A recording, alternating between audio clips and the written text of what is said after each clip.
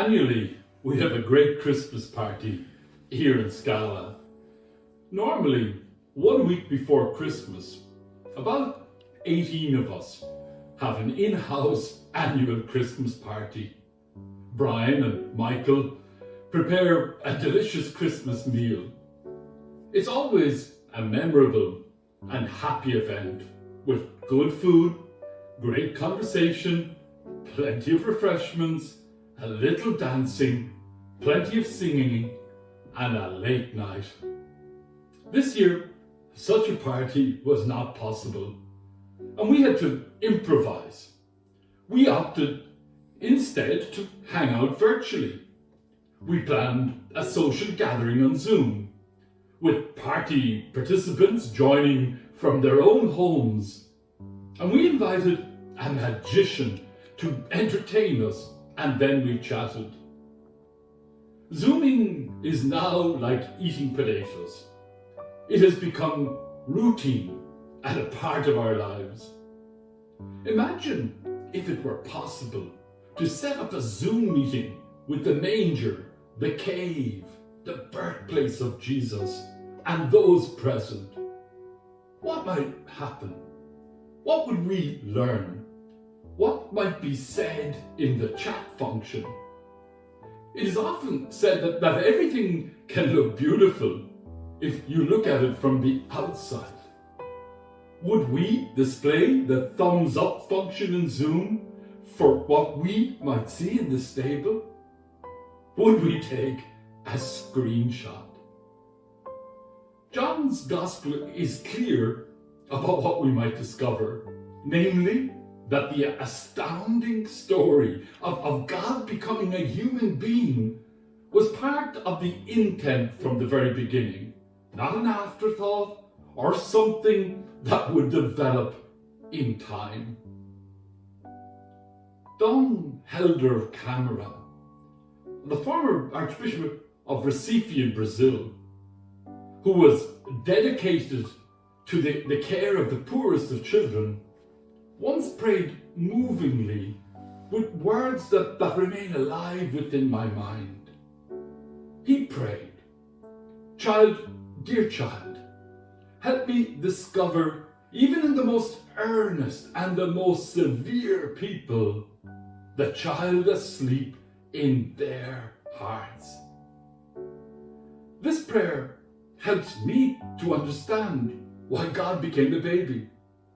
It tells us that every human being is to be looked upon as a beloved child of our God and treated with the respect, dignity, and love we would seek to lavish on our own baby or the child of Mary and Joseph.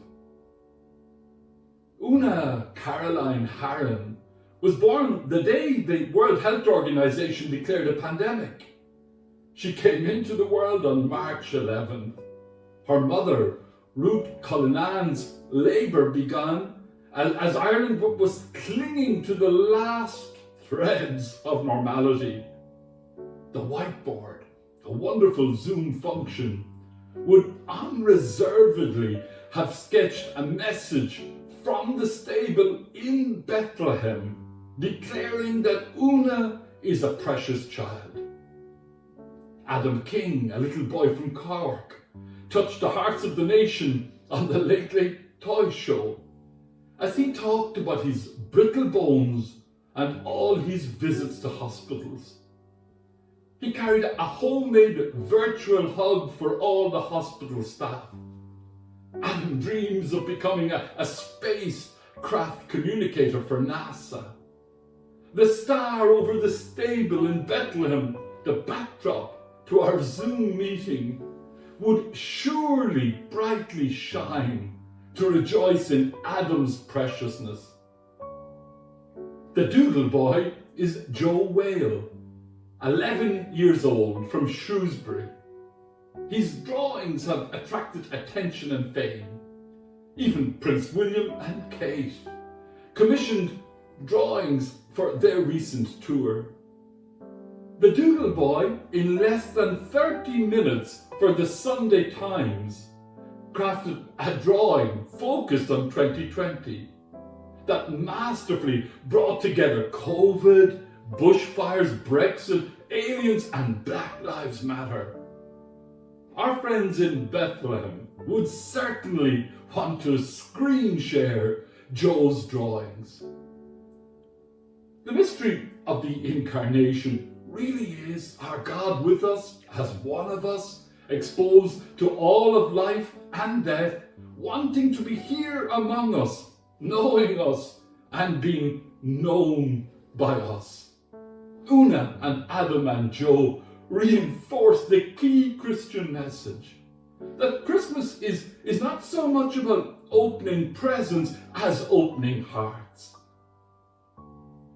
In Ireland, our fractured society means that there are 2,642 homeless children. In Ghana, in illegal mines, children risk life-threatening illness and injury to find gold.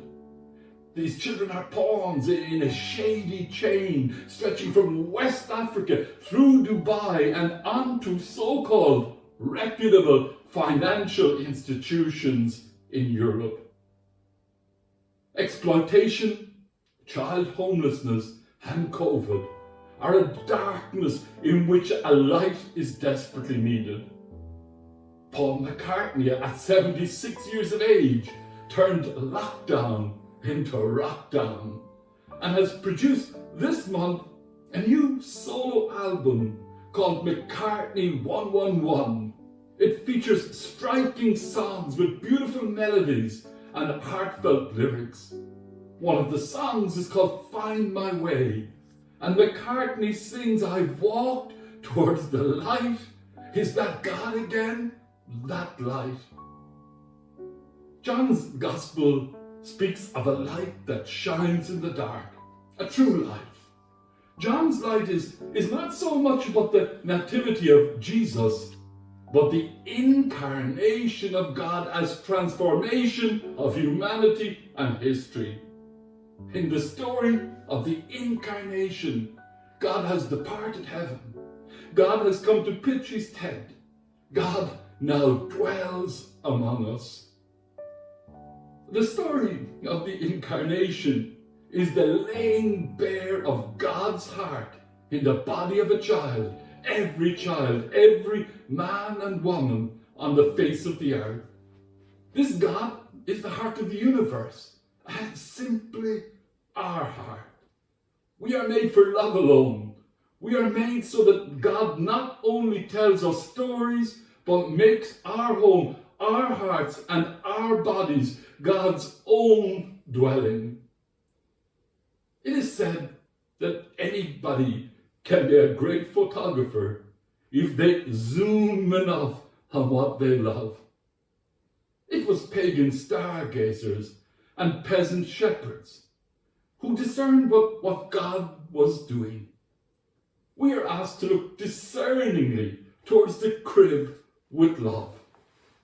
Life can be brittle. Adam King helps us to learn how to navigate fragility. Seamus Heaney liked to return again and again to the hope he found in what he calls moments of achieved grace. The birth of Jesus is a moment of achieved grace. McCartney at 76 turned lockdown into rockdown, and his new solo album pictures Paul himself as a young man with his firstborn daughter Mary peering and peeping as her tiny body hidden is tucked up in her dad's warm coat. God is the light with us. Today we walk towards that light. Amen.